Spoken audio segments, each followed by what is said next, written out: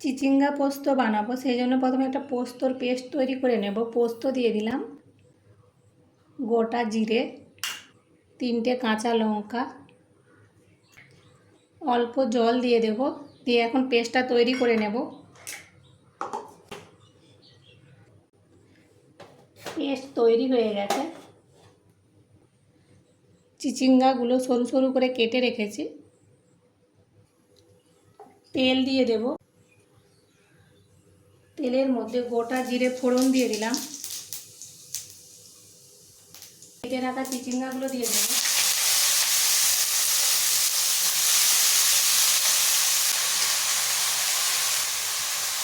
কিছুক্ষণ ভাজতে থাকবো।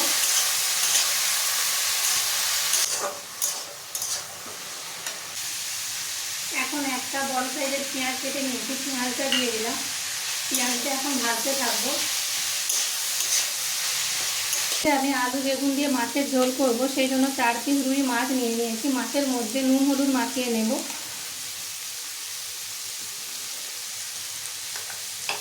ভালো করে হাত দিয়ে মেখে নিলাম। মাখানো হয়ে গেছে। মাছ ভাজার জন্য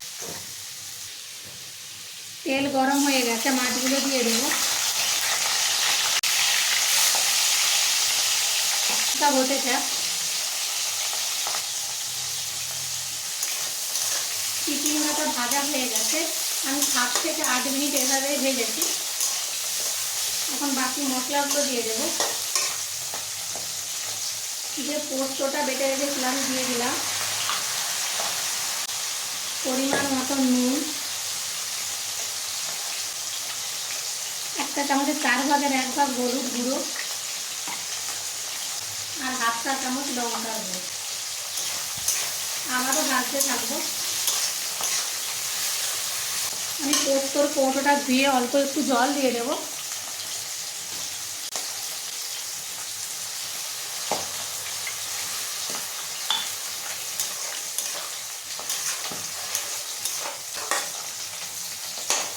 ফ্লেমটা লোতে রেখে 5 মিনিটের জন্য ঢেকে দেব।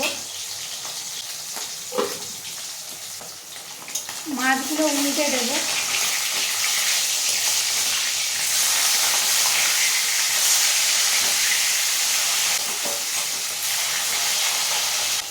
আবারও উল্টে দেব।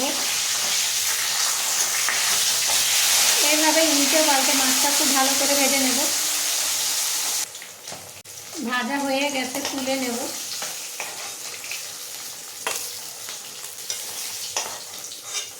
ওই তেলে বেগুনগুলো ভেজে নেব। এখানে আমি একটা বেগুন নিয়েছি। এদিকে 5 মিনিট হয়ে গেছে, একটু নেড়ে দেব। আমি দেখবো চিচিঙ্গাগুলো সেদ্ধ হয়েছে কিনা। সেদ্ধ হয়ে গেছে।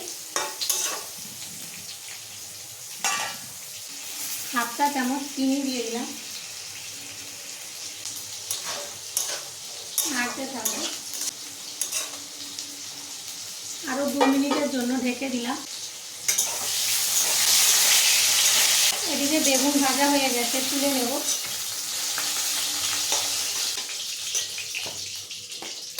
ওই তেলের মধ্যে আর অল্প একটু তেল দিয়ে দিলাম। কালো জিরে ফোড়ন দিয়ে দিলাম।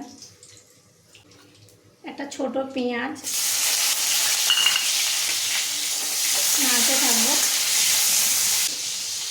আমি আলুটা এখনই দিয়ে দিলাম, পেঁয়াজের সাথে ভেজে নেব। আলাদা করে আলুটা ভাজলাম না, পেঁয়াজের সাথেই ভাজা হয়ে যাবে। আলু পেঁয়াজ ভাজা হয়ে গেছে।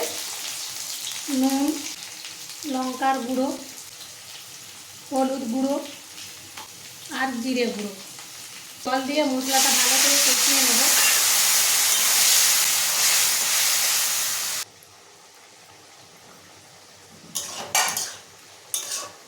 এই পোস্তটা একটু শুকনো শুকনো করে নেব। আপনারা একবার এইভাবে চিচিঙ্গা পোস্ত করে দেখবেন, খেতে কিন্তু দারুণ লাগে। যদি আপনারা নিরামিষ করতে চান তাহলে পেঁয়াজটা বাদ দিয়ে দেবেন।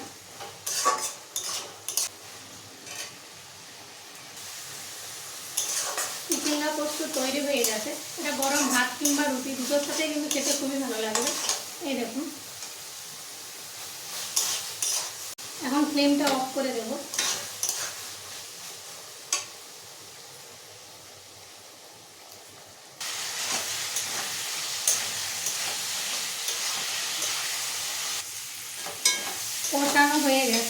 জল দিয়ে দেব।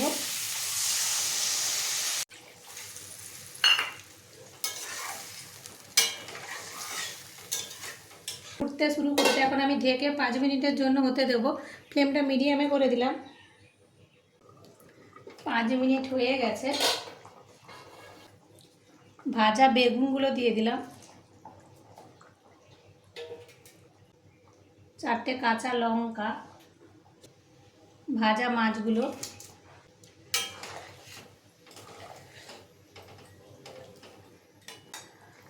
আবারও 5 মিনিটের জন্য ঢেকে দেব। এখন দেখব আলুগুলো সেদ্ধ হয়েছে কিনা।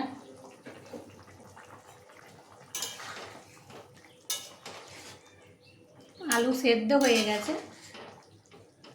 আলু বেগুন দিয়ে রুই মাছের ঝোল তৈরি হয়ে গেছে।